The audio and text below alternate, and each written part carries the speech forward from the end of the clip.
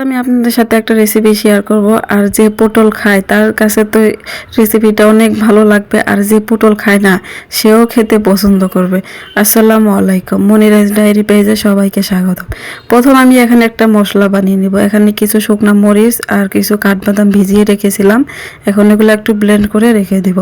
আর এখানে আমি 2টা দেশি মুরগি নিয়ে নিয়েছি, আর নিয়ে নিয়েছি এখানে কিছু পটল, আর নিয়ে নিয়েছি এখানে কিছু আমানত রসুন। রান্নাটা করার জন্য চুলায় একটা কড়াই বসিয়ে দিয়ে দিব এখানে 1 কাপ পরিমাণ রান্না করার তেল।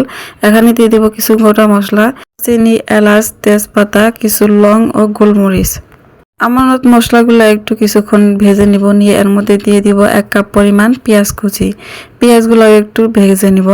শুধু পেঁয়াজের কাঁচা ভাবটা চলে গেলেই এখানে এই পর্যায়ে দিয়ে দিব আমি 2 চা চামচ পরিমাণ রসুন বাটা, আর দিয়ে দিব এখানে 2 চা চামচ পরিমাণ আদা বাটা, আর দিয়ে দিব 1.5 চা চামচ পরিমাণ জিরা বাটা। এখন এই পর্যায়ে এড করে দিব যে মশলাটা আমি বানিয়ে রেখেছিলাম, বাদাম আর শুকনো মরিচ বাটা, সেটাও দিয়ে দিব।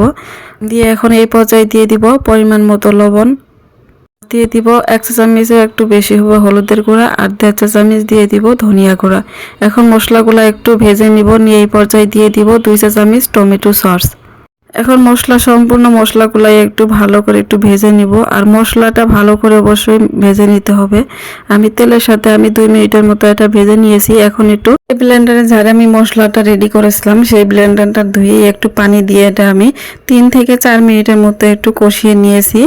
দেখতেই পাচ্ছেন কি সুন্দরভাবে আমার মশলাটা কষানো হয়ে এসেছে, উপরে সুন্দরভাবে তেল উঠে আসছে। এই পর্যায়ে মশলাটা আমার কষানো কমপ্লিট হয়ে গেছে। এখন এর মধ্যে আমি যে মুরগিগুলো কেটে রেখেছিলাম সেগুলো এখন দিয়ে দিব। মশলার সাথে মুরগিটা একটু ভালো করে নেড়েচেড়ে মশলার সাথে মিক্সড করে নিব। এখন যে রসুনগুলো আমি কেটে রেখেছিলাম সেই রসুনগুলো দিয়ে দিব। আর রসুনের 2 পাশের অংশটা আমি ভালো করে কেটে পরিষ্কার করে নিয়েছি। এটা ঢাকনা দিয়ে ঢেকে আমি 2 থেকে 3 মিনিটের মতো একটু কষিয়ে নিয়েছি। দেখতেই পারছেন অনেকটা পানি উঠে আসছে। এই পানিটাই দিয়ে আমি আরও কিছুক্ষণ রান্না করে নিব। এখন এটা ঢাকনা দিয়ে ঢেকে আরো 3 থেকে 4 মিনিটের মতো আমি এটা রান্না করে নিয়েছি। এই পর্যায়ে মাংস কষানোটা হয়ে এসেছে, কিন্তু মাংস সিদ্ধ একটু কম আসছে, তার জন্য আমি এখানে এড করে দিব এর মতো একটু গরম পানি। আর এখানে দিয়ে দেব কিছু পটলগুলো আমি দিয়ে বেশিক্ষণ সিদ্ধ করে নিব না, বাস 2 মিনিটের মতো একটু সিদ্ধ করে নিয়েই পটলগুলো এখন চুলা থেকে নামিয়ে নেব।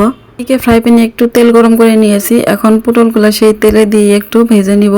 যখন দেখবো একটু 2 পাশে ভালো করে একটু ভাজা হয়ে এসেছে, একটু ব্রাউন কালার হয়ে এসেছে, তখন এটা আমি চুলা থেকে নামিয়ে নিব।